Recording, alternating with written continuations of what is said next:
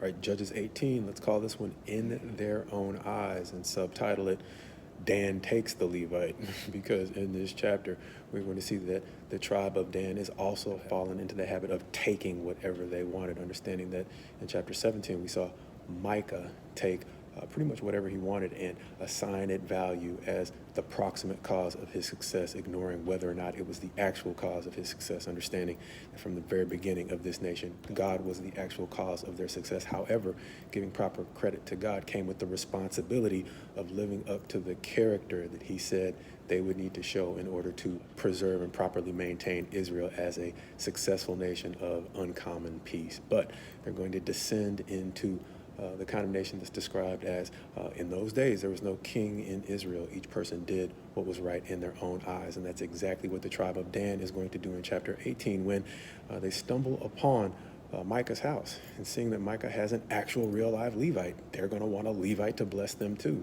because they have a similar attitude towards the proximate cause of blessings being a lot less cumbersome than the actual cause of blessings. Because once again, the proximate cause takes on whatever character you want to assign to it.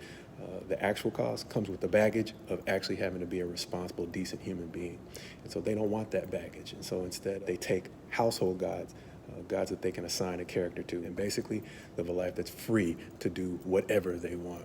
And so not only do they take from Micah, Micah's going to find out that the folks who took your stuff, your Levite and your shrine, they're not very far away. So he's going to pack up his servants and he's going to chase after them. But when he gets there, he's going to realize, wait a minute, I got a few men, but they got 600. And that's what the Danites are going to remind him of. They're going to say, look, you lost your stuff, but why lose your life too? And that is essentially what Israel has become at this point. It's a place where might makes right. And understanding that, it's also going to characterize Dan's quest, because they have not yet taken their inheritance, presumably lacking the courage to fight the Canaanites, who were a more difficult adversary than a land that they stumbled onto, a peaceful, unsuspecting people who really had no contacts with their surrounding neighbors and thus were much more defenseless than the Canaanites.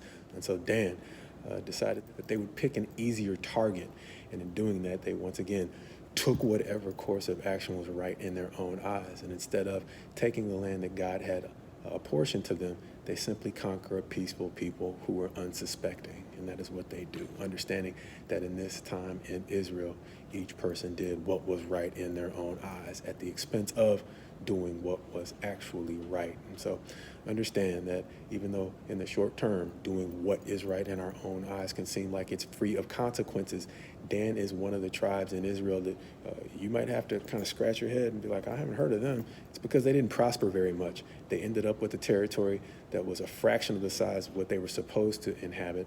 And beyond that, they aren't known for much other than being swept away in the captivity with the other 10 tribes of the north. And with that, we don't know what their potential might have actually been, because they were content to do whatever was convenient. And so understand, they are another cautionary tale in this period of Israel's history, once again, where a nation that was supposed to be uncommonly successful was supposed to enjoy that success in an era of unprecedented peace. But they missed out on that potential because instead they chose to worship gods on whom they could assign character, and that character was one that allowed them to do whatever was right in their own eyes, as opposed to simply doing what was right. And so, as we often say, God's best to you as you go forward in Him, God willing, reaching your potential by not chasing what is right in your own eyes at the expense of doing what is right, so that we can not only reach our potential, but can do it without all the drama that can often make success really feel pointless.